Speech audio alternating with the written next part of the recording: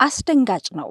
አሜሪካ ኢትዮጵያን ጨምሮ በ75 ሀገራት የቪዛ ሂደቶችን ልታቋርጥ ነው። የአሜሪካ ስቴት ዲፓርትመንት የውጭ ሀገር ዜጎች ዳይቨርሲቲ ቪዛ ወይንም ዲቪን ጨምሮ ወደ አሜሪካ ሄደው በቋሚነት መኖር ሲፈልጉ የሚሰጣቸውን ኢሚግራንት ቪዛ ሂደት በ75 ሀገራት እንደሚቋረጥ ይፋ ተደርጓል። ይህ በርካታ ኢትዮጵያውያንን ያስደነገጠና የወደፊት ተስፋና ሕይወታቸው ላይ ጥላ ያጠላ እንደሆነ እየተነገረ ነው። በተለይ በጋብቻ ወደ አሜሪካ ለመሄድ እየተሰናዱና የጉዞ ጊዜያቸውን ወይም ደግሞ የተቀባይነት የቪዛ ጥያቄያቸውን ለማግኘት እየተጠባበቁ ያሉ በርካታ ኢትዮጵያውያንን የሚጎዳና ተስፋቸው ላይ ጥላ የሚያጠላ ነው ተብሏል። ጤና ይስጥልን ውድ የሸገር ኢንፎ ሚዲያ ተከታታዮች እንደምናላችሁ፣ መሰረት በዙ ነኝ። ይህንን መረጃ አሁን አጋራችኋለሁ። ቆይታችሁን ከሸገር ኢንፎ ጋር እንድታደርጉ በአክብሮት ነው ምንጋብዘው።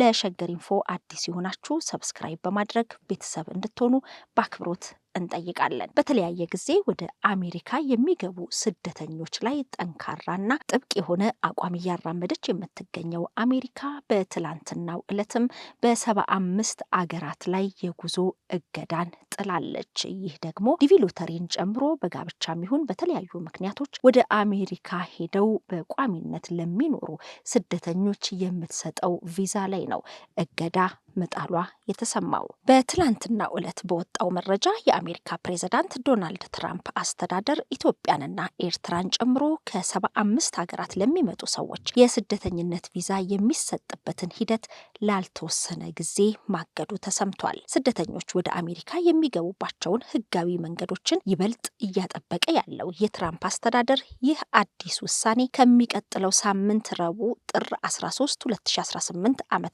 ጀምሮ ተግባራዊ እንደሚደረግ ተናግሯል። የአገሪቱ የውጭ ጉዳይ መስሪያ ቤት ትላንት ረቡዕ ጥር 6 ቀን ባወጣው መግለጫ ውሳኔው የተላለፈው በመንግስት ድጋፍ የሚኖሩ ስደተኞችን ቁጥር ለመቀነስ እንደሆነ ተጠቁሟል። በዚህ ውሳኔ መንግስት የሚሰጠውን ድጋፍና ጥቅማጥቅም በመጠቀም ከአሜሪካ ሕዝብ ሀብት የሚቀንሱ ሰዎች ስርዓቱ ላይ የሚፈጽሙትን ብዝበዛ ማስቆም እንደተፈለገ መስሪያ ቤቱ ገልጿል። ከሚቀጥለው ሳምንት ጀምሮ ተፈጻሚ የሚሆነው ውሳኔ 75 አገራትን እንደሚመለከትም ተገልጿል። የዜና ወኪሉ አሶሺየትድ ፕሬስ ያወጣው ሀገራት ዝርዝር እንደሚያሳየው ኢትዮጵያ ከነዚህ ሀገራት አንዷ ናት። ከኢትዮጵያ ጎረቤት ሀገራት መካከል ደግሞ ኤርትራ፣ ሶማሊያ፣ ሱዳንና ደቡብ ሱዳንም እገዳ ከተጣለባቸው አገራት መካከል ተካተዋል።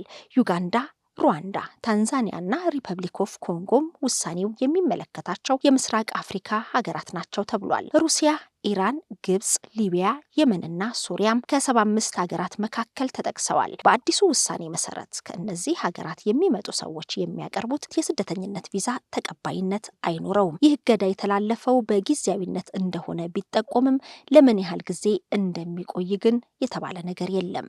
የውጭ ጉዳይ መስሪያ ቤቱ የቆንጽላ መኮንኖች ከነዚህ ሀገራት ለሚመጡ ሰዎች የሚካሄዱ የስደተኛ ቪዛ ማመልከቻ ሂደቶችን እንዲያቋርጡ ትዕዛዝ መሰጠቱም ተሰምቷል።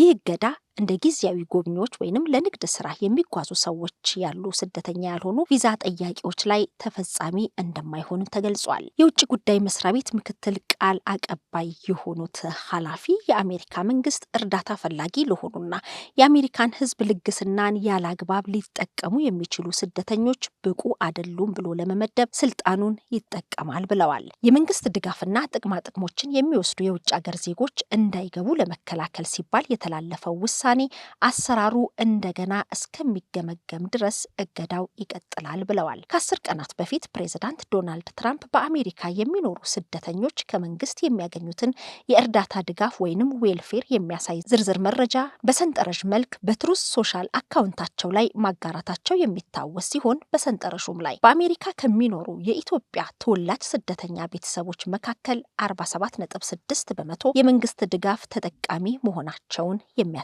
ነበር።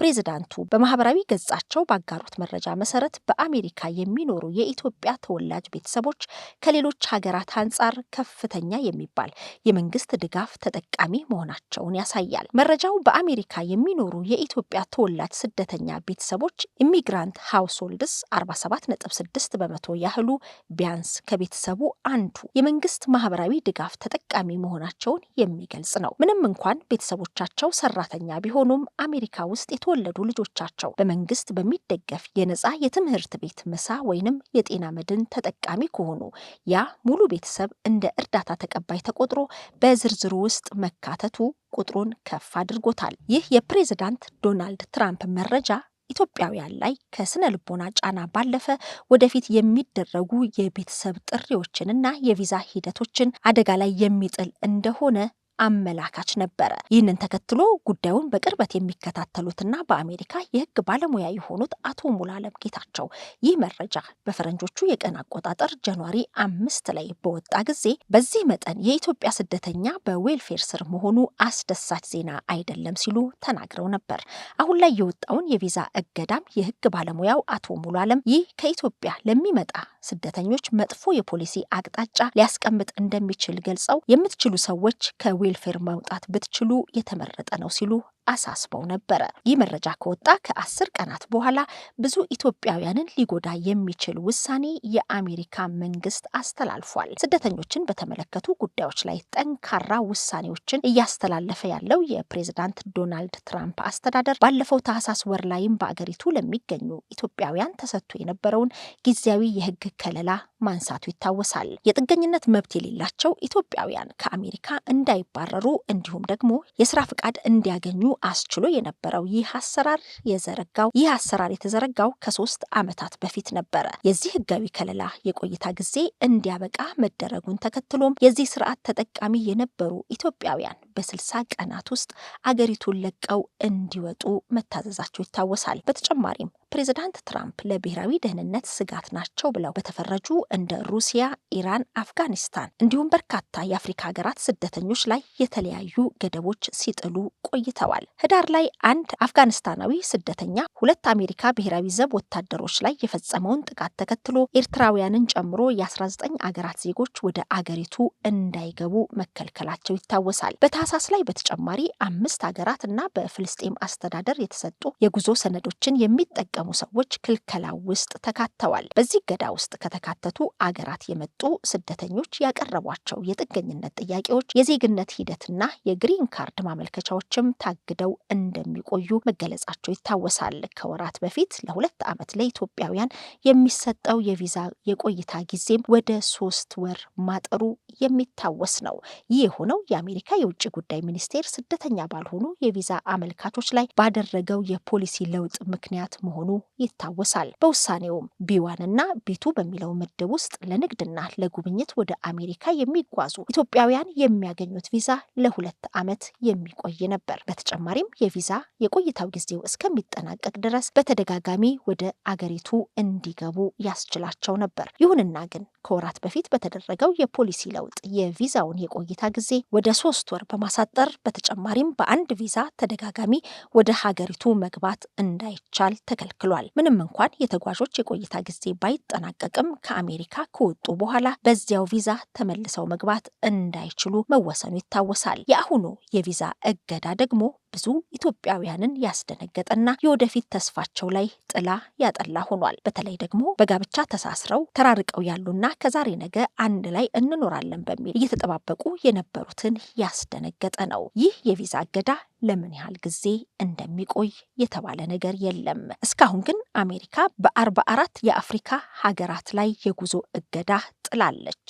ትላንትና ብቻ የታገዱት 26 የሚሆኑት ናቸው። በአፍሪካ 10 ሀገራት ብቻ ናቸው እገዳ ውስጥ ያልገቡት። ከነሱ መካከል ደቡብ አፍሪካ፣ ኬንያና ጅቡቲ ይገኙበታል። ትክክለኛና ተአማኒ የሆኑ መረጃዎችን ወደ እናንተ ወደ ውድ የሸገር ኢንፎ ሚዲያ ተከታታዮች የምናቀርብበት ቻናላችን ሸገር ኢንፎ ነው። ታዲያ ሸገር ኢንፎን ሰብስክራይብ አድርገዋል? ቤተሰብ ይሁኑን። ለአብሮነታችሁ ከልብ እናመሰግናለን። ላይክ፣ ሼር በማድረግም ለሌሎች ያጋሩ። ሸገር ኢንፎ ሚዲያ